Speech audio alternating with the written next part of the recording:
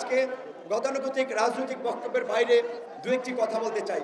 প্রথমত, আমাকে যখন গ্রেপ্তার করা হয়েছিল, আমি রিমান্ডে থাকা অবস্থায় আমাদের সাথে জামাতের সেক্রেটারি জেনারেল মিয়া গোলাম পরোয়ার, বিএনপির সিনিয়র যুগ্ম মহাসচিব রুহুল কবির রিজভী ভাই সহ অনেক সিনিয়র নেতৃবৃন্দ ছিল।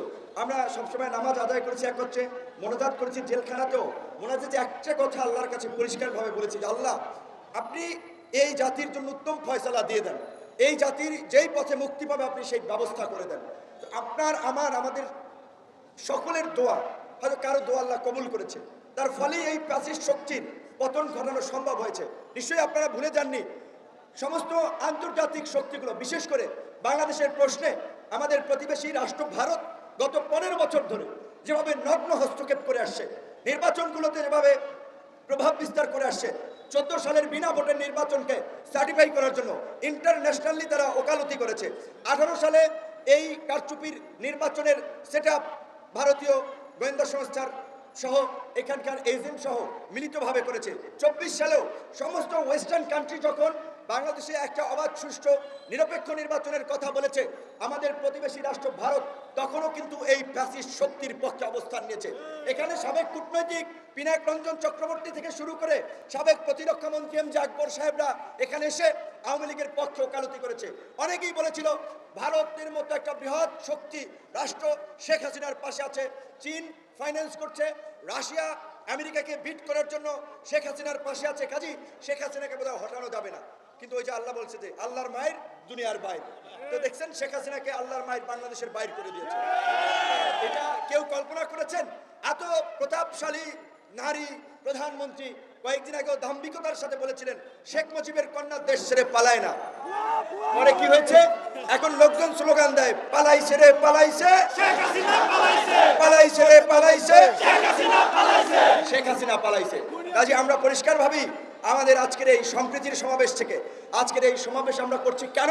আমরা দেখছি যে আজকে যেই ছাত্র জনতা যে স্বপ্ন নিয়ে একটা সহনশীল মানবিক সমৃদ্ধ গণতান্ত্রিক বাংলাদেশের স্বপ্ন নিয়ে তারা যে মুক্তির লড়াই সংগ্রাম করেছে, সেই মুক্তির লড়াই সংগ্রামে দুষ্কৃতিকারীরা একটা নৈরাজ্যকর পরিস্থিতি সারা বাংলাদেশে তৈরি করতেছে। আমার এই যে অফিস আলরাজি কমপ্লেক্স দখল করতেও লোকজন এখানে চলে আসছে, তাহলে বিপিনুরের অফিস এইটা এলাকার সবাই জানে আলরাজি কমপ্লেক্সে, সেইখানে যদি দখল করতে চলে আসতে পারে, পাড়া মহল্লায় গ্রামগঞ্জের কি অবস্থা একবার চিন্তা করেন। আমি বলেছি টিভি দখল হয়ে যাচ্ছে, টিভি চ্যানেল পত্রিকা অফিস দখল হয়ে যাচ্ছে, মালিকানা পরিবর্তন হয়ে যাচ্ছে, ব্যবসায়িক শিল্পগোষ্ঠীর মালিকানা পরিবর্তন হয়ে যাচ্ছে, একটা হরিলুট চলছে, এমনকি ব্যাংক লুটপাটের ঘটনাও ঘটছে। আমি সেদিন ডিবিসি পত্রিকায় দেখেছি কয়েকটি ব্যাংকের ভল্ট থেকে টাকা নিয়ে যাচ্ছে বাংলাদেশ ব্যাংকে। একটা নৈরাজ্য চলছে। কেন? আমরা এই বিপ্লব করেছি এই নৈরাজ্য দেখার জন্য। এই নৈরাজ্য দেখার জন্য আমরা এই বিপ্লব করিনি। কিছু ব্যক্তিরা এতদিন চামচামি করেছে, এখন অফিসার হবেন, টিভি চ্যানেলের মালিক হবেন, টিভি পত্রিকা চালাবেন, পয়সাপাতি কামাবেন। একজন ব্যবসায়ীর তা এখন আপনারা মালিকানা পরিবর্তন করে নেবেন। এটিকে হরিলুটের বাংলাদেশ গড়ার জন্য আমরা তো ত্যাগ স্বীকার করেছি, এত রক্ত দিয়েছি। নো, সেটা হবে না, হবে না। আমরা ওই দুর্বৃত্তদেরকে হুঁশিয়ারি দিয়ে বলতে চাই, আমরা সামরিক বাহিনীকে, আমরা অন্তর্বর্তীকালীন সরকারকে বলতে চাই, অতি দ্রুত আপনারা সকল রাজনৈতিক দলের সাথে বসে কিভাবে এই দুর্বৃত্তদের বিরুদ্ধে ব্যবস্থা নেবেন, পরাজিত করবেন, আপনারা সেই রূপরেখা তৈরি করুন। আমরা আপনাদেরকে সব ধরনের সহযোগিতা করব। আজকে আমার বাড়ি তো বরিশাল, জানেন তো, নদনদী এলাকার লোক। লঞ্চঘাট দখল হয়ে যাচ্ছে, এইবার খাবে এক গ্রুপ খেয়াঘাট, ওইবার খাবে আরেক গ্রুপ। অলরেডি ভাগ বাটোয়ারা লুটপাট একটা শুরু হয়ে গেছে।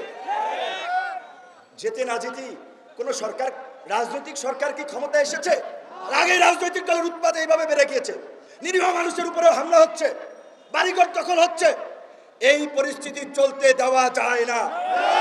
তাই আমি ছাত্র জনতাকে বলবো, এই বিপ্লবকে যারা নস্যাৎ করতে যায়, বৃহৎ বিপ্লবে পরিণত করতে চায়, তাদের বিরুদ্ধে পাড়া মহল্লায় সম্প্রীতি সমাবেশ করে এইভাবে নাগরিক সচেতন মানুষ, সাংবাদিক, প্রশাসন সকলকে নিয়ে দুর্বৃত্ত প্রতিরোধ কমিটি গঠন করতে হবে। আজকে পুলিশের চেইন অফ কমান্ড ভেঙে পড়েছে। আপনার অন্যান্য প্রতিষ্ঠানগুলোর প্রধানরা গা ঢাকা দিয়েছে। তাই অন্তর্বর্তীকালীন সরকারকে অনতি বিলম্বে প্রশাসনে একটা শৃঙ্খলা ফিরিয়ে আনতে হবে।